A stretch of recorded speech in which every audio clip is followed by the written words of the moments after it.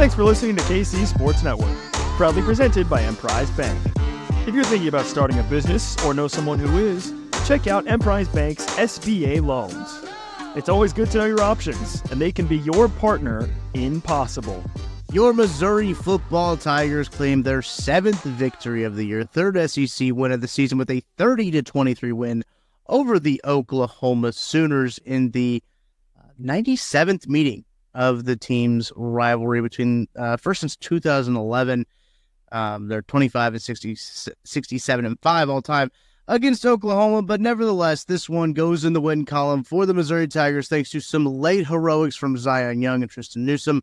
Newsome forces the fumble from Jackson Arnold. Zion Young scoops it up with about 30 seconds left and takes to the house as the game looked like it was hurling towards overtime, which I think a lot of people in Faurot Field and a lot of people probably around Missouri were okay with at that point as the game got to overtime because, boy, the last 2 minutes of that football game did not look desirable for Missouri fans. We'll get into it a little bit. Appreciate you tuning in here. Make sure to hit that like and subscribe button if you're watching on YouTube. Give us a 5-star rating and review on Apple Podcasts, wherever you listen to it, on Spotify as well.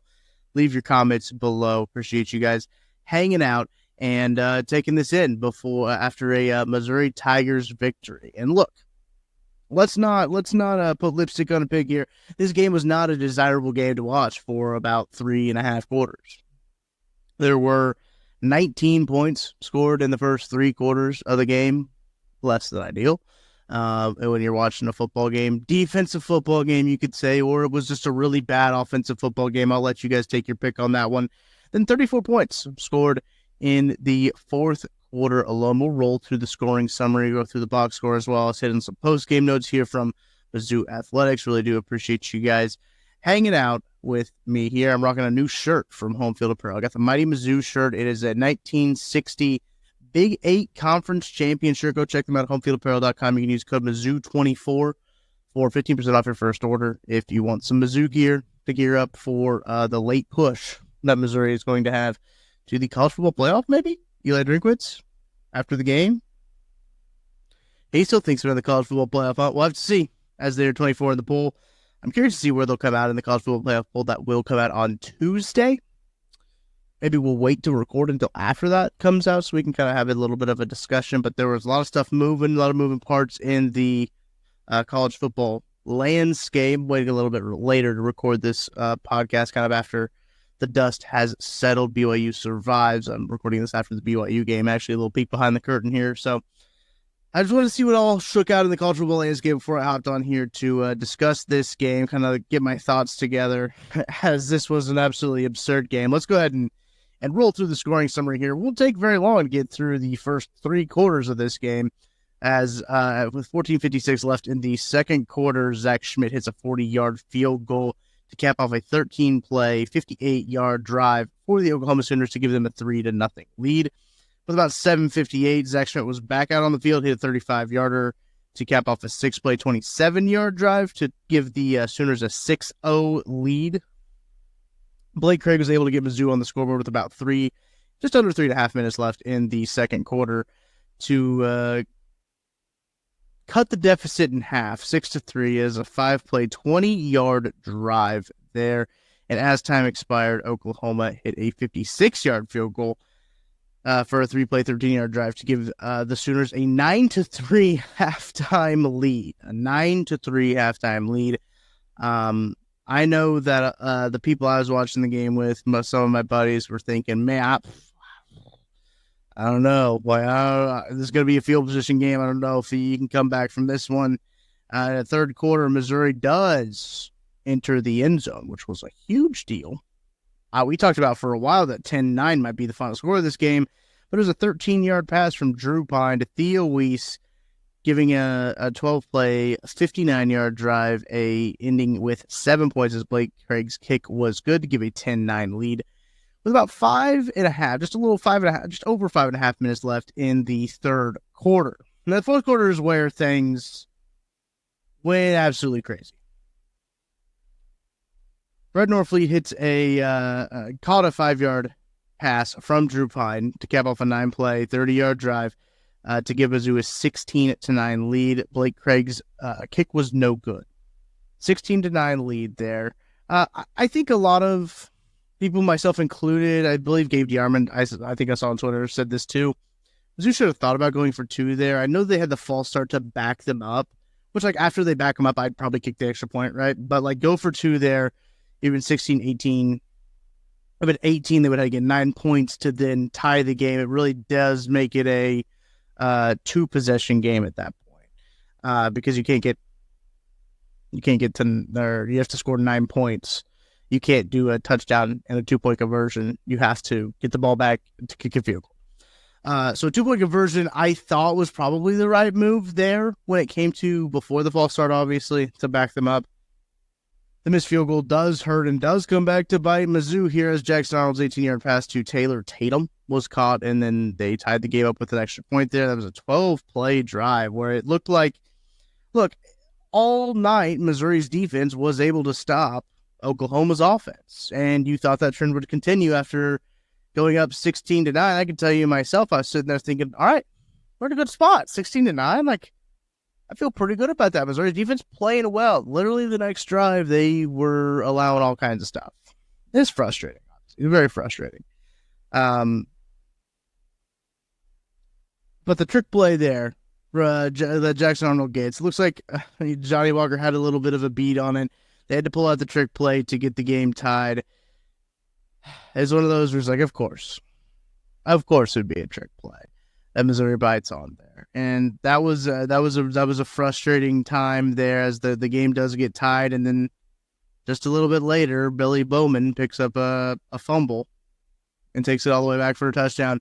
Missouri now, with 2 minutes left in the game, is down 23-16, and at that point, you're like, wow, what a real Mizzou way to lose this one.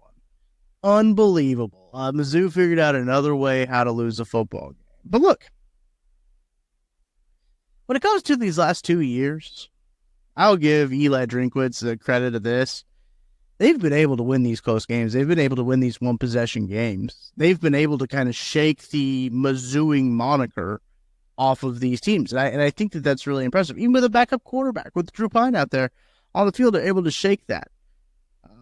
Drew Pine made some really great throws in these 2-minute drill, where he does find Theo Weiss for the 10-yard touchdown pass. An incredible catch by Theo Weiss, by the way, to tie this game up. I'm glad it was the Theo Weiss, right?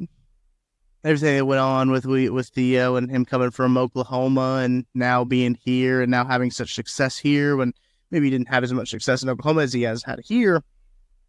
For the touchdown, for the tying score to be Theo Weiss, is poetic. Obviously, the big play to Luther Burden comes on that drive as well. A great throw again by Drew Pine. Drew Pine threw some pretty good balls. As I said, Drew Pine threw some good balls in that drive there to take the lead, or to tie the game up, I should say. He was on, and after the game, he talked about how he had the support of his guys out there, and I think that's really telling of this team, is that they were ready to go to war for Drew Pine out there. And as I mentioned at the top of the show, the big play. Game tied at 23. Oklahoma at their own 25-yard line. Jackson Arnold drops back, tries to roll out, forces a fumble. Tristan Newsom comes in there, forces the fumble, picked up by Zion Young, returned for a touchdown. That was with 22 seconds left on the clock, a 17-yard fumble recovery from Zion Young, who will be remembered in this game with a play that will be replayed for a very long time, and I'm sure it'll be in the hype video next year. I'm sure it'll be in hype videos leading up to Oklahoma games from here on out. It's going to be one of those plays that is going to be remembered for a very long time. Touched it from the Missouri Athletic Department. It was the latest defensive score by the Tigers to decide a game since Jim Whitaker returned an interception 60 yards for a touchdown with 3 minutes left in a 21-14 victory over Illinois in 1966. So take that stat as you will. Deciding game-winning touchdown by the defense. Look, it couldn't have happened better. The defense played their ass off, and for them to get the game-winning touchdown, I think is poetic justice in this sense, right? The defense played phenomenal. They were able to hold, let me pull up the stats here, but they were able to hold Jackson Arnold 15 to 24, 74 yards, and 3 sacks. They were able to pull him down 3 times. 3 biggest plays that Oklahoma had. One was a pass from the running back, and the other one was a pass from a punter. And those are your 2 biggest plays that happened on the offensive side of the ball for, they are. Lucas Elzinga threw a 43-yard pass, and Taylor Tatum threw an 18-yard pass, all longer than Jackson Arnold's long of 14. The defense played phenomenal. And if you look at the box, if you look at the final score of that game, you're going to take away 6 points because that was a defensive score that Oklahoma had. I mean, you're looking at a game where they're allowing points in the teens, and that should be plenty to win a football game. Obviously, Mizzou's working behind the sticks already with a backup quarterback. Drew Pine has had some playing time, though. The Auburn game, obviously Alabama, when Brady Cook did leave the game. And now this game, he probably knew he was going to be the starter early in the week. Brady Cook was on the injury report all week. I'm sure he's working through it, but he had to be prepping that he was going to be the starter, knowing what they know. For him to come in there, didn't play incredibly well in the first half, but able to bounce back against a good defense. I think Oklahoma's still a good defense. Missouri was able to move the football in that second half there when it mattered. I think is a big part. When it mattered, they were able to find Theo Weiss on a slant route for him to do some fancy move. They were able to run the ball when it mattered down on that last drive. They were able to connect with Luther Burden down the field when it mattered on the last drive, and I think that's really important for Drew Pine there. I think it truthfully built my confidence in Drew Pine as I watched that happen, as I watched that final drive unfold. I gained a little bit more confidence in Drew Pine just watching it from my couch, right? Like, I mean, I can't imagine what that does for the offense as they see him do those things. They get to see him do those things. And I'm sure they're seeing that in practice. Seeing it in the game is a completely different thing.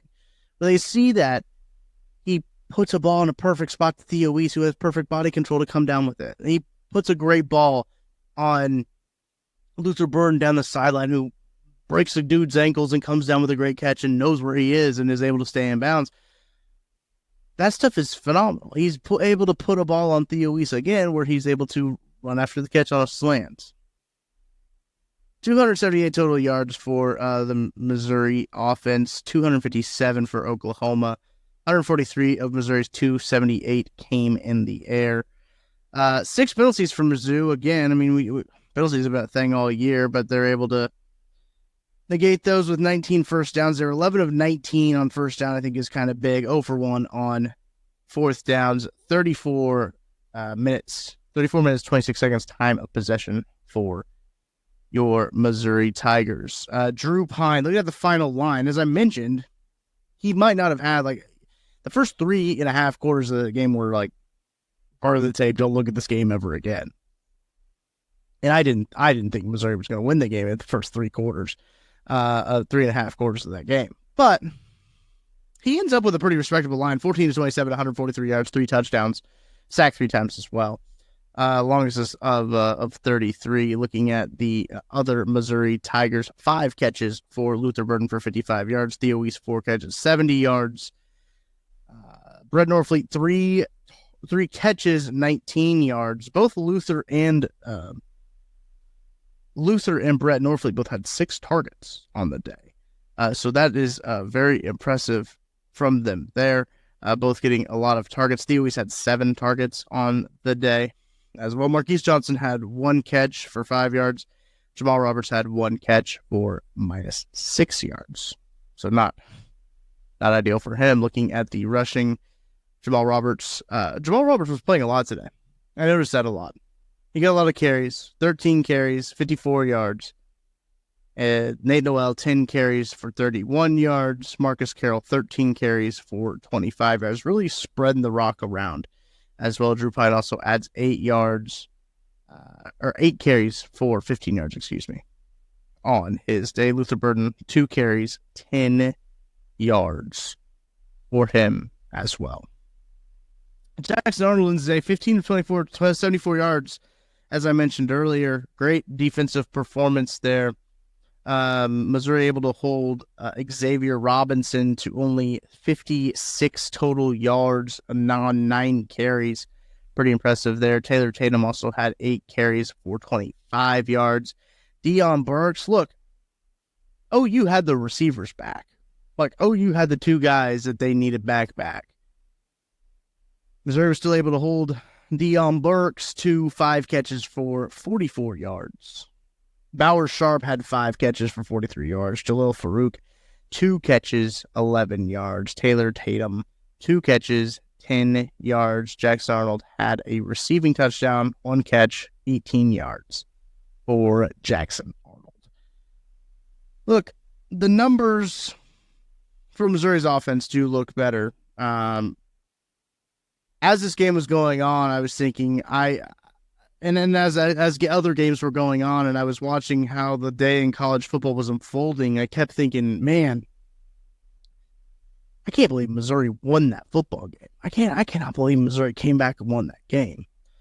But then I was also thinking, if they lose that game, you think, man, I cannot believe Missouri lost the game, or man, I can't believe Oklahoma won that game. It was an ugly game, but it's not a beauty pageant. Just got to get the wins. Just got to get the wins. I do think that in the college football playoff era, you do kind of got to put lipstick on a pig sometimes when it comes to your wins. NFL's a lot different to when it comes to winning games. It doesn't matter how they look, right? And wins as long as they win. It's a little bit different maybe in college football than it is in the NFL in that regard. But look, I'm still in the camp of win's a win. I'll take it. 7 wins for this team is big. Eli Drinkwitz's 20th SEC victory, tying Gary Pinkel for the most in program history. It's his 35th win as the Tigers head coach, moves him within 2 of Dan Devine's program record for victories in the first 5 seasons at the head of the program. Also, a really important stat here, I think Drinkwitz improves to a perfect 8-0 one-score game since the start of the 2023 season. As I mentioned at the top of the show, he's kind of turned around the narrative of Mizzou, right? As the kind of turned around the narrative of, they're going to figure out a way to lose this. Did that happen early in his tenure? Yeah, look at 2022? Auburn, Kentucky, I think Florida maybe. Probably not Florida. Auburn and Kentucky specifically. But he's been able in the last 2 years to kind of turn that around, to turn that narrative around. I think that is pretty impressive from here. Mizzou collected its 6th win in the month of November, and its 4th in a row since 2022, moving its record to 6-1 during that span. Look, Drew's is also really good at home at Faurot Field. He's 26-7, improving on his all-time best mark for a Mizzou coach with at least 4 seasons at the helm in winning percentage. That's pretty good. Won its 6th game of the season at Memorial Stadium for the 7th time in program history. The feat for only the 2nd time consecutive seasons, also doing so in 06 and 07, pretty good years. The Tigers are undefeated at home through 6 games for the first time since 2010. And this was Faurot's 11th sellout in a row, dating back to September 16th of 2023.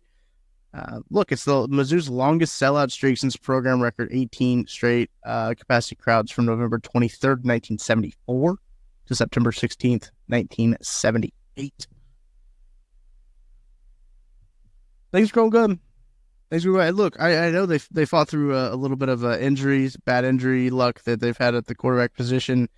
But it's a good win. I still think this is a good win. Any win's a good win in the SEC, especially when you can beat a team like Oklahoma. A team that has a prestige. It's going to be really hard now, if you look at Oklahoma side of things, for Oklahoma to make a bowl game, which they've got the longest streak of making postseason appearances. It might come to the end thanks to the Missouri Tigers. Missouri might have put that one to bed for them. Got a few notes here from Missouri Athletic Department as I'm reading them out here on the offensive side of the ball. Drew Pine completed 14 of his 27 passes. His first 100-yard passing game since September 23rd of 22, when he had 221 yards for Arizona State against USC. His 3 touchdowns were the most since throwing 3 scoring strikes for Notre Dame in November 26th of 2022, also against USC, funny enough. And Payne Pine's connection with former Sooners wide receiver Theo Weiss in the third quarter was Mizzou's first passing touchdown since October 12th, when Brady Cook connected with Brett Norfleet in the third quarter at Massachusetts. That's an insane stat.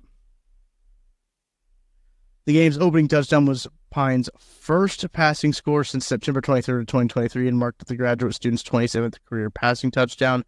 Theo Weiss's game-tying score, as I mentioned earlier, was his second of the night, marking his first two-touchdown game at Mizzou and the second multi-touchdown performance of his career. Didn't know that. That's an interesting fun fact there. First two-touchdown performance for Theo Weiss. He has 19 career total touchdowns, and he had his second and third scoring touchdowns of the year tonight as well. Luther Burden, 5 receptions, and now caught a pass in 31 straight games, dating back to October 1 of 2022. Weiss, Norfleet, and Burden are on the list of Tigers with multiple receiving touchdowns this season. And Missouri's offense was limited to just 3 points in the opening half, marking the first time since October 26th through November 16th, 2019, that the Tigers have been held without a first half touchdown in 3 consecutive contests. That is not a good stat. The Tigers moved to 30 of 33 in red zone opportunities this season after going 4-4 in the game. Mizzou is now 86 of 91 of the red zone, dating back to the start of 2023. They've been a pretty successful red zone team. Now that includes field goals as well.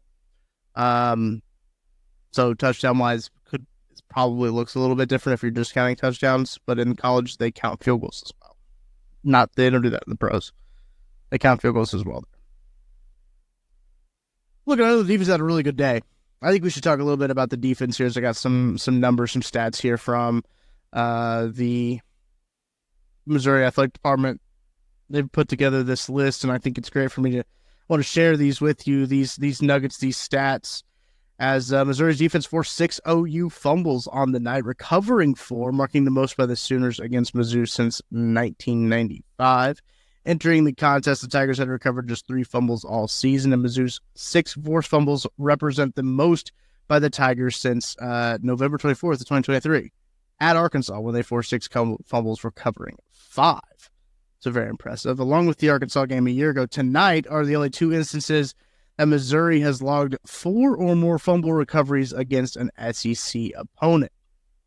One guy that really stuck out to me was Corey Flagg. He led Missouri with a career 14 tackles. The second time that Flagg has led the defense in tackles this season. The other time was against Buffalo.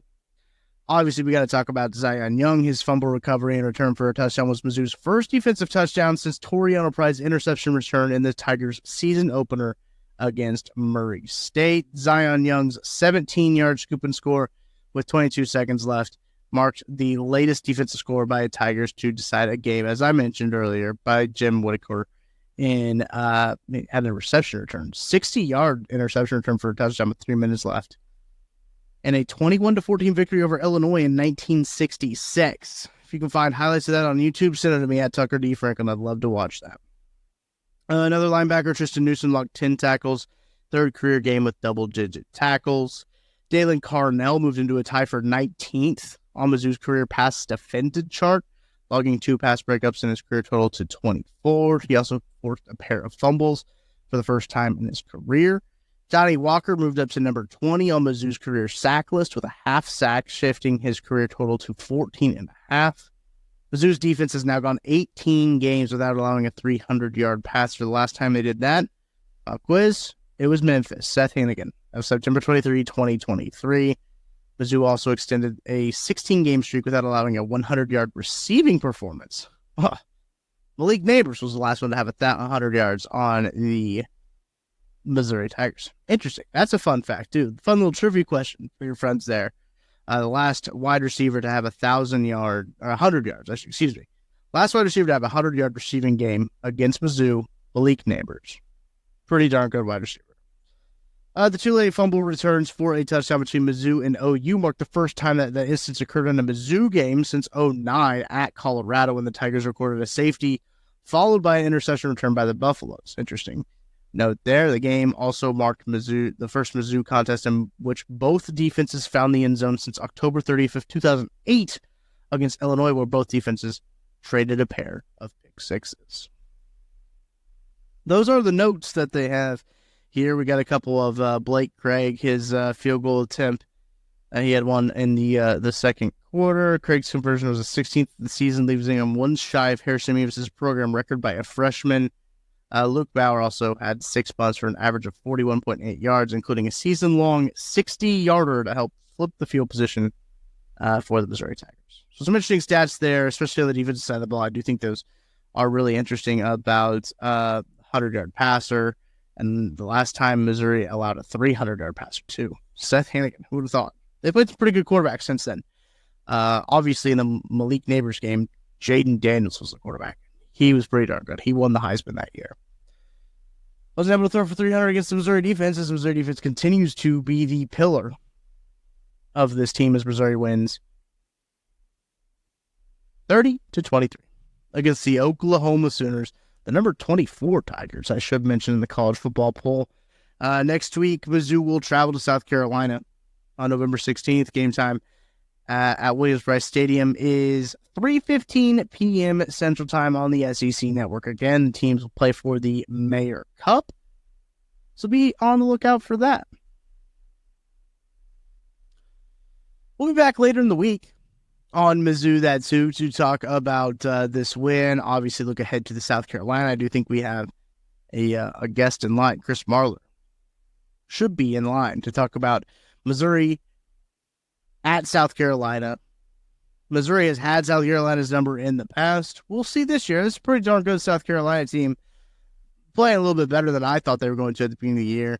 I've been impressed with South Carolina, how they've been able to roll. Also, Missouri has not played very well on the road this year, especially in conference. So we'll see how that goes.